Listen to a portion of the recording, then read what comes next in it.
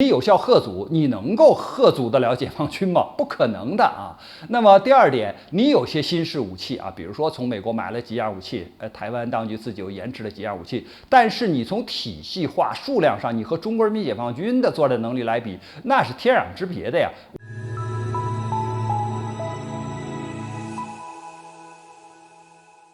大家好，我是曹卫东。今年这个台湾地区的汉光演习啊，计划从7月25号开始，为期5天。那么这次汉光演习的意图和它特点是什么呢？因为我们说呢，汉光演习的意图啊，还是想以武拒统，以武谋独，因为它是从就是这个美国和台湾，就是要以自己的这个军事力量。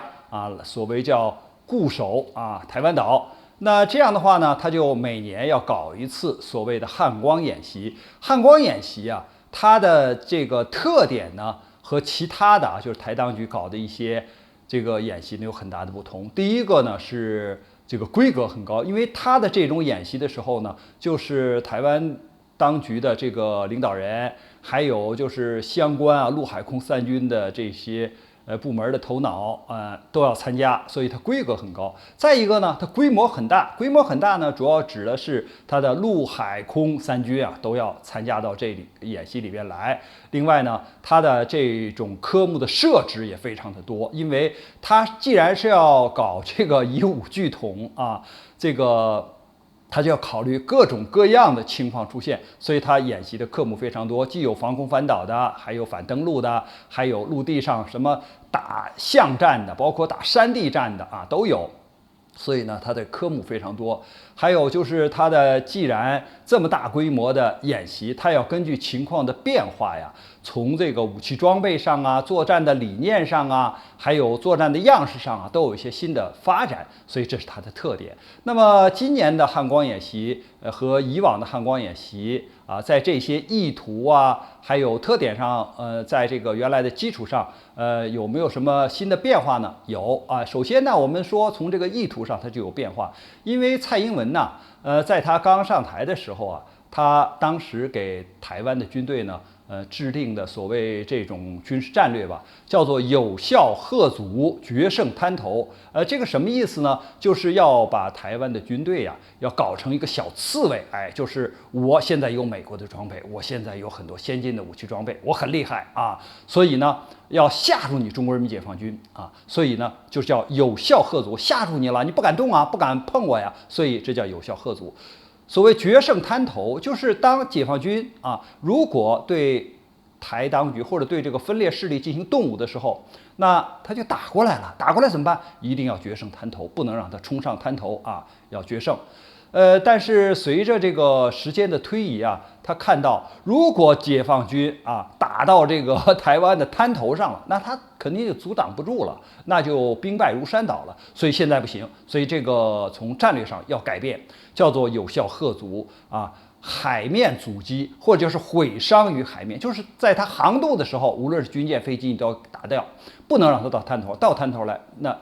这个台独分子就完蛋了，所以呢，你看战略发生变化。还有一个呢，就是今年呢，它的这个武器装备发生了一些变化。什么变化呢？就是一方面，它从美国就是这个买的 F-16升级到 F-16V 嘛，有新的战机。还有就是从美国买的这个阿帕奇武装直升机，包括爱国者防空导弹这是美制的武器装备。同时呢，它又靠这些武器装备呢还不够因为比如说反舰导弹，它现在有了一些鱼叉的。比较先进的反舰导弹，但是呢，你数量不足这个整个台湾岛要布局起来是不够的呀，所以他又这个自己在原来的就是天宫系列，还有这个雄风系列雄风比如说是反舰的，那么天宫呢主要是防空的增加一些自己研制的导弹。这样的话呢，就是说它的武器装备一方面是从美国买的，还有一些是台湾研制的。那他就认为呢，这些武器装备有了新变化，它的作战理念有了新变化，另外它的战法上有新变化，比如说它加强了这个淡水河口的这种封锁，就是一旦打上来的时候，我要在这里边设置障碍，这叫阻碍嘛。但是实际上呢，今年呢，他有点花拳绣腿啊，弄了好多汽油桶飘在这个水面上。他意思就是说到时候我就在这布雷，阻碍你的这个防线啊。起码呢，他就认为这就是一种新的战法。还有呢，就是他在这个就是台北这个方向比如说要进行一些港口的阻滞，就是比如说我这港口受到打击了之后，我怎么办呢？被封锁了怎么办呢？他搞了一些这些演习。再有呢，就是他看到中国人民解放军无论是这个战机绕岛巡航，还是解放军的航母编队进入了西太，那都对台湾的另一边，因为原来他的演习主要侧重在台湾海峡，也就是西边，现在东边也不安全了，所以他增加了像花莲这些就是台东这些区域里边的整个的防御地点你看变了。所以尽管台当局把这些就是所谓的汉光演习有了一些新的变化，但是实际上如果他要想抵御中国人民解放军的这种军事行动的话，那是螳臂挡车。为什么这样讲呢？你首先讲这个作战的战略，你有效吓阻，你能够吓阻得了解放军吗？不可能的那么第二点，你有些新式武器比如说从美国买了几样武器，台湾当局自己又研制了几样武器，但是你从体系化数量上，你和中国人民解放军的作战能力来比，那是天壤之别的呀。我们就以导弹为例它叫导弹叫飞弹，他认为最棒的现在就是天弓、雄风。你打的距离有限，你打的精准度有限你比如说中国人民解放军，他现在的导弹核常兼备，精干顶用，它有这个战略导弹，比如说东风41、东风31、东风5东风5B，这都是核武器。那核战略导弹，那这个常规导弹里边，东风17这个高超音速的导弹，